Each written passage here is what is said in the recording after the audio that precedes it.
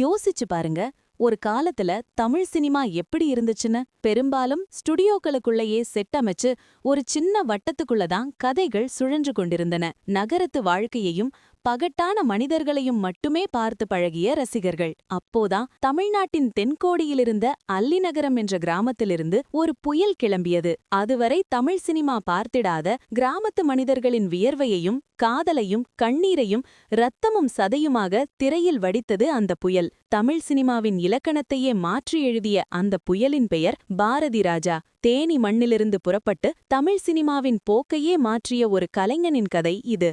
Cinema என்கிற மகா சமுத்திரத்தில் தன் மண் சார்ந்த கதைகளால் ஒரு புதிய சகாப்தத்தையே உருவாக்கிய இந்த இயக்குனர் இமயம் பாரதிராஜாவின் பயணத்தைத்தான் இன்று நாம் விரிவாக பார்க்கப் போகிறோம். 1941ஆம் ஆண்டு ஜூலை 17ஆம் தேதி தேனி அல்லிநகரத்தில் பெரியமாயத்தேவர் மற்றும் மீனாட்சி அம்மாள் தம்பதிக்கு மகனாக பிறந்தார் சின்னச்சாமி.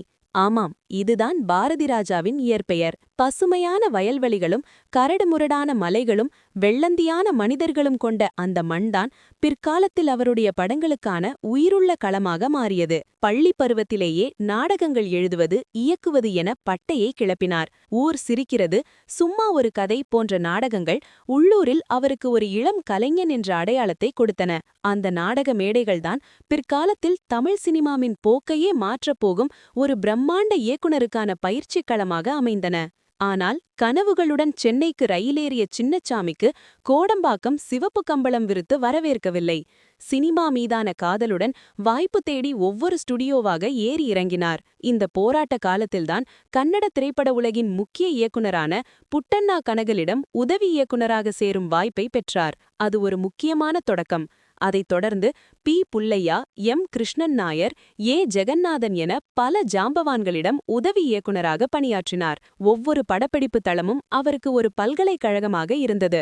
கேமரா கோணங்களையும் படத்தொகுப்பின் நுணுக்கங்களையும் நடிகர்களிடமிருந்து நடிப்பை வாங்கும் வித்தையையும் அங்கேதான் கற்றுக்கொண்டார். அவருடன் அன்றைய நாட்களில் பாக்யராஜ், மணிவண்ணன் போன்ற பிற்கால ஆளுமைகளும் இதே போன்ற போராட்டங்களை சந்தித்துக் கொண்டிருந்தனர். அவர்கள் ஒன்றாக அமர்ந்து தாங்கள் இயக்கப் போகும் படங்கள் குறித்தும் சினிமாவின் எதிர்காலம் குறித்தும் கனவு கண்டார்கள். பாரதிராஜாவின் மனதில் மட்டும் ஒரு நெருப்பு எரிந்து கொண்டிருந்தது. ஸ்டுடியோக்களின் செயற்கையான சுவர்களுக்குள்ளிருந்து சினிமாவை மீட்டு உண்மையான மனிதர்கள் வாழும் தெருக்களுக்கும் வயல்வெளிகளுக்கும் கொண்டு செல்ல வேண்டும் என்ற நெருப்பு. தன் மண்ணின் கதையை, தன் மக்களின் வலியை, தன் கிராமத்தின் அழகியலை திரையில் பதிய வைக்க வேண்டும் என்ற வெறி. 1977ஆம் ஆண்டு தமிழ் சினிமா அதுவரை கண்டிராத ஒரு புரட்சியை சந்திக்கப் போகிறது என்று யாருக்கும் தெரிந்திருக்கவில்லை. ஸ்டுடியோக்களுக்குள் பளபளப்பான உடைகளுடன் செயற்கையான வசனங்களுடன் கதாபாத்திரங்கள் வலம் வந்த காலம் அது.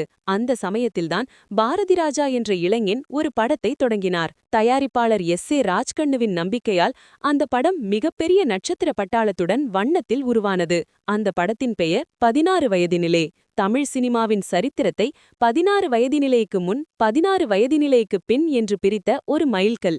முதல் முறையாக தமிழ் சினிமா கேமராவை தூக்கிக் கொண்டு உண்மையான கிராமத்துக்குள் நுழைந்தது. செட் போட்ட கிராமமல்ல, உண்மையான கிராமம். தூசி படிந்த சாலைகள், சேரும் சகதியுமான வயல் வரப்புகள், ஓலை குடிசைகள் என அனைத்தையும் கேமரா திரைக்கு கொண்டு வந்தது. வெளிப்புற படப்பிடிப்பு என்ற உத்தியை முழுமையாக பயன்படுத்தி தமிழ் வணிக சினிமாவில் ஒரு புதிய சகாப்தத்தை இந்த படம் தொடங்கியது. கதாபாத்திர தேர்வு அதைவிட பெரிய புரட்சி. அப்போது காதல் இளவரசனாக வலம் வந்து கொண்டிருந்த கமலஹாசனை சப்பானி என்ற அப்பாவி, கூன் விழுந்த, கால் ஊனமுற்ற கதாபாத்திரத்தில் நடிக்க வைத்தார். வில்லன் வேடங்களில் மிரட்டிக் கொண்டிருந்த ரஜினிகாந்தை இது எப்படி இருக்கு என்று நக்கலாக கேட்கும் திமிரு பிடித்த கிராமத்து இளைஞனாக மாற்றினார். அழகின் இலக்கணமாக இருந்த ஸ்ரீதேவியை எண்ணெய் வழியும் முகத்துடன் அப்பாவி கிராமத்து பெண் மயிலாக உலவவிட்டார். இது அன்றைய சூழலில் நினைத்து கூட பார்க்க முடியாத ஒன்று. படத்தில் வரும் வசனங்கள் மக்களின் மனதில் ஆழமாக பதிந்தன. இளையராஜாவின் இசை அந்த மண்ணின் ஆன்மாவை தொட்டது. செந்தூரப்பூவே பாடல் தேசிய விருதை வென்றது. 16 வயதினிலே வெளியானபோது அது ஒரு புதிய அனுபவமாக இருந்தது. அதுவரை சினிமா என்றால் இப்படித்தான் இருக்கும் என்ற பிம்பத்தை உடைத்தெறிந்தது.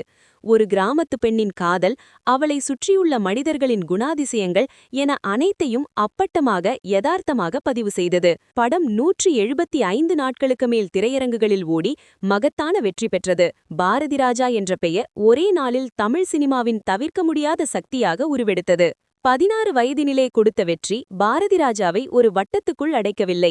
பாரதிராஜா கிராமத்து கதைகளை மட்டுமே எடுப்பார் என்ற விமர்சனங்களுக்கு தனது அடுத்தடுத்த படைப்புகளால் பதிலடி கொடுத்தார். 1978இல் வெளியான கிழக்கே போகும் ரயில் மீண்டும் ஒரு கிராமத்து காதல் காவியமாக அமைந்து 1 வருடத்திற்கும் மேலாக ஓடி பிரம்மாண்ட வெற்றி பெற்றது. இந்த படத்தின் மூலம் சுதாகர் மற்றும் ராதிகா என்ற 2 புதிய நட்சத்திரங்களை தமிழ் சினிமாவிற்கு தந்தார். ராதிகா பிற்காலத்தில் தென்னிந்திய சினிமாவின் மிக முக்கிய நடிகைகளில் ஒருவராக உயர்ந்தார். அதே ஆண்டு யாரும் எதிர்பார்க்காத ஒரு அதிர்ச்சியை கொடுத்தார் பாரதிராஜா. சிகப்பு ரோஜாக்கள் என்ற சைக்கோ த்ரில்லர் படத்தை இயக்கினார். பெண்களை வெறுக்கும் ஒரு மனநோயாளி இளைஞனின் கதை. முற்றிலும் மேற்கத்திய பாணியில் விறுவிறுப்பான திரைக்கதையுடன் உருவான இந்த படம் தமிழ் சினிமாவுக்கு புதிது. கமலஹாசனின் நடிப்பு ஒரு புதிய பரிமாணத்தை காட்டியது. இந்த படமும் மிகப்பெரிய வெற்றி பெற்று பாரதிராஜா எந்த ஜான்றிலும் படமெடுக்கக்கூடியவர் என்பதை நிரூபித்தது. சிறந்த இயக்குனருக்கான பிலிம்பேர் விருதையும் அவருக்கு பெற்றுத்தந்தது. 1989இல் புதிய வார்ப்புகள் மூலம் பாக்யராஜை கதாநாயகனாக அறிமுகம் செய்தார். இப்படி ஒவ்வொரு படத்திலும் ஒரு புதிய களம், ஒரு புதிய முயற்சி. 1981இல் அலைகள் ஓய்வதில்லை மூலம் கார்த்திக் மற்றும் ராதா என்ற 2 புயல்களை தமிழ் சினிமாவிற்குள் இறக்கிவிட்டார். வெவ்வேறு மதங்களைச் சேர்ந்த இருவர் காதலிக்கும் இந்த கதை அன்று சமூகத்தில் பெரிய விவாதத்தை ஏற்படுத்தியது. இந்த படம் ஒரு பிளாக்பஸ்டர் வெற்றியை பெற்றது. அதே ஆண்டு கமலஹாசனை வைத்து டிக் டிக் டிக் என்ற ஸ்டைலான ஆக்ஷன் த்ரில்லர் படத்தையும் கொடுத்தார். 1985இல் தமிழ் சினிமா ஒரு வரலாற்று சிறப்புமிக்க தருணத்தை கண்டது.